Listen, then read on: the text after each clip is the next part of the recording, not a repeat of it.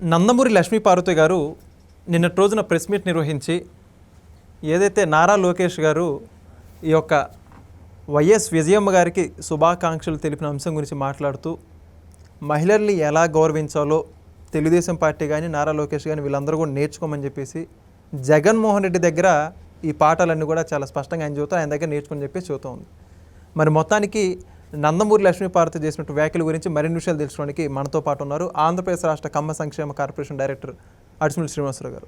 Sir నమస్కారం అండి. నమస్కారం సార్, లక్ష్మీపార్వతి గారు మళ్ళీ ప్రెస్ మీట్ నిర్వహించి మాట్లాడుతూ జగన్మోహన్ రెడ్డి మహిళలకు ఎంతో న్యాయం చేశారని, కూటమి ప్రభుత్వాలు అన్యాయం చేస్తున్నారని, నారా లోకేష్ గారు వైఎస్ విజయమ్మకి పుట్టిన శుభాకాంక్షలు తెలిపిన అంశాన్ని కూడా ప్రస్తావిస్తూ ఎలా చూతారు అని చెప్పేసి ఎన్నో రకాల రాజకీయం చేస్తుంది ఆవిడ, ఎన్నో రకాలు మాట్లాడుతుంది.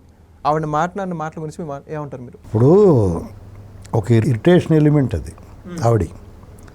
ఇప్పుడు కొంతమందిని చూస్తే ఇరిటేషన్ అవుతుంది, కొన్ని స్వరాలంటే కంపరం కలుగుతూ ఉంటుంది, ఒక్కొక్కసారి దుర్వాసన వస్తూ ఉంటుంది.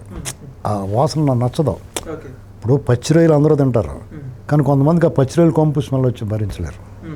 అలాగనమాట. ఇప్పుడు ఆవిడది అసందర్భమైన ప్రేలాపన ఆవిడది. ఎందుకంటే లోకేష్ గారు ఏం తప్పు చేసాడు? వైఎస్ విజయలక్ష్మి గారికి ఆవిడ జన్మదినం సందర్భంగా ఆవిడకి బర్త్డే విషెస్ చెప్పాడు.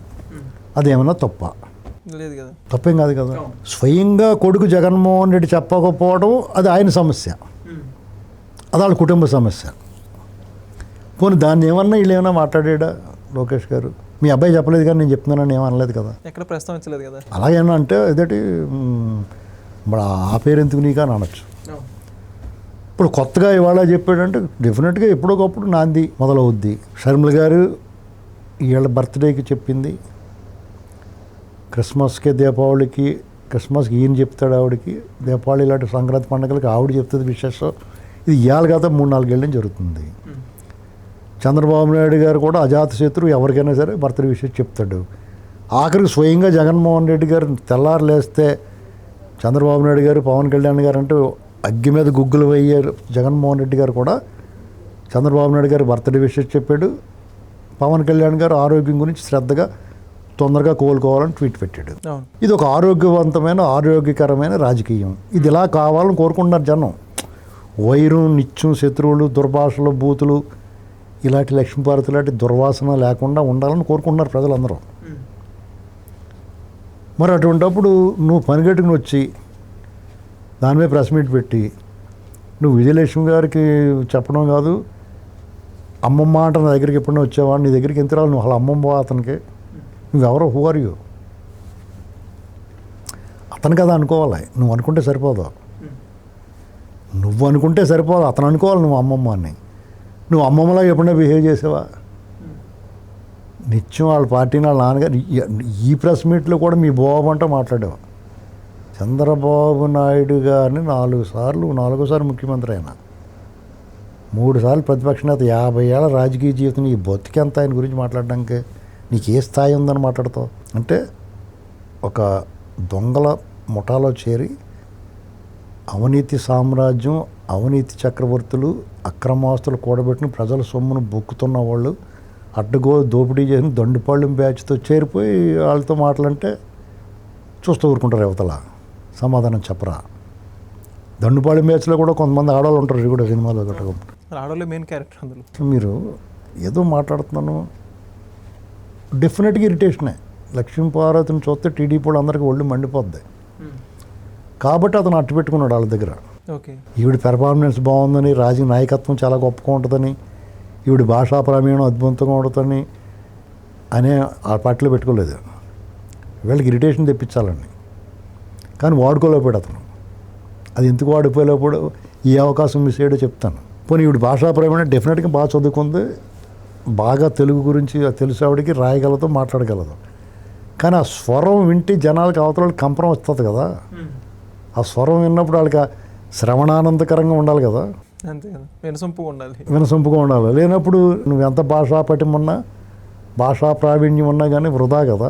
నువ్వు వీళ్ళని విమర్శిస్తున్నావు కాబట్టి వాళ్ళకి నచ్చొచ్చేమో ఆ గ్యాంగ్కి, సైకో బ్యాచ్కి. ఒక్కసారి వాళ్ళని కూడా విమర్శించుడు.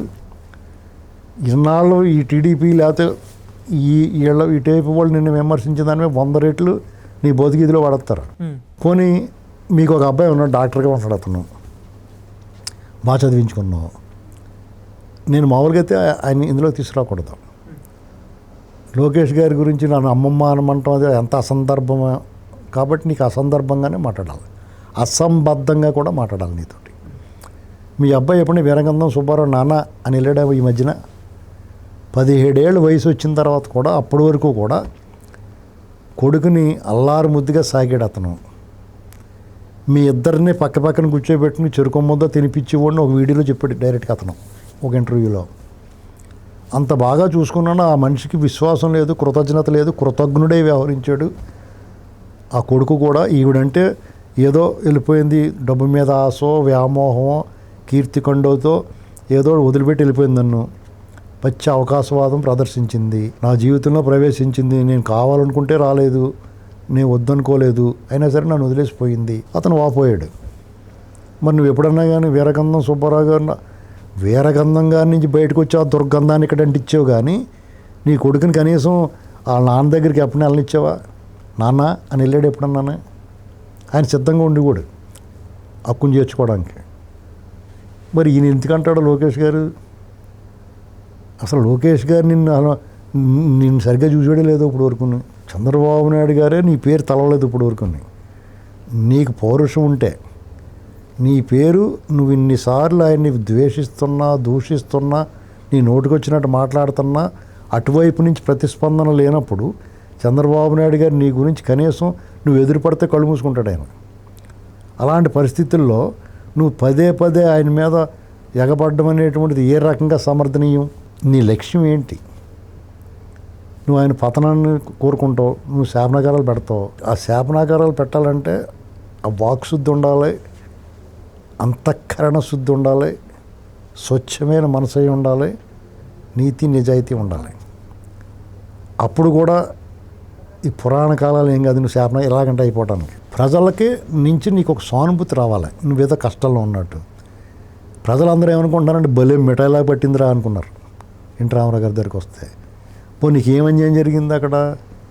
నీ గతం కంటే మేలైన సుఖవంతమైన జీవితం దొరికింది. ఎన్టీ రామారావు గారు పక్కన నిలబడే స్థాయి లభించింది.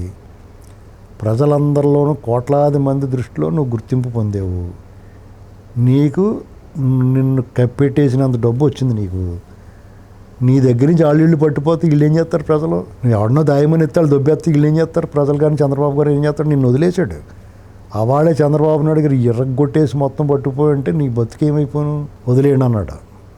లెట్ హర్ అని వదిలేశాడు. ఆ విశ్వాసం నీలో ఏమైనా ఉందా? నేను ఈదిలో ఈడ్చేస్తే ఎవడన్నా పట్టించుకుని ఉన్నాడు. వాళ్ళ వరుసగా రెండోసారి ముఖ్యమంత్రి అయ్యాడప్పుడు 10 ఏళ్ల పాటు ఉన్నాడు. నీ ఆచూకీ అనుమానం లేకుండా చేస్తే అడిగివాడు ఉన్నాడు ఎవడన్నా? ఆ విశ్వాసం పెట్టుకోవాలి కదా నువ్వు. నోరు మూసుకొని నీకు ఇచ్చిన దాంతో తృప్తిపడి హ్యాపీగా దర్జాగా బతికితే గౌరవం ఆటోమేటిక్గా అదే వచ్చేస్తుంది. అప్పుడు గుర్తించేవారేమో నిన్ను. ఇవన్నీ కాదని ఎప్పటికప్పుడు అసభ్యకరంగా దుర్మార్గంగా ఈ ప్రపంచమంతా మెచ్చిన చంద్రబాబు నాయుడు గారి మీద ఆకాశం మీద ఉమ్మేస్తే నీ ముఖం మీద పడుతుంది. అయినా సరే తుడుచుకుని సిగ్గు లేకుండా మాట్లాడతాం. దీనివల్ల అసహ్యం వేస్తుంది అందరికీ. నాకైతే లోకేష్ నన్ను అమ్మమ్మ అంట నా దగ్గరికి వచ్చాడా అని అడిగినప్పుడు నా బళ్ళుమని వాంతి వచ్చింది నాకు. లోకేష్ గారికి ఎంత ఏమైందో పాపం ఒకసారి వాకప్ చేయాలి. అసలు ఈ మాట విన్నాడో లేదో కనుక్కోవాలి. ఈ మాట విన్న తర్వాత అతని పరిస్థితి ఏంటనేటువంటిది ఆలోచన. నాకే వాంతి వచ్చేసిందంటే ఆయన పరిస్థితి ఏంటో తెలుసుకోవాలి. కాబట్టి ఇలాంటివి మాట్లాడేటప్పుడు స్థాయి, అర్హత ఇటువంటివన్నీ గుర్తుపెట్టుకుని మాట్లాడాలి.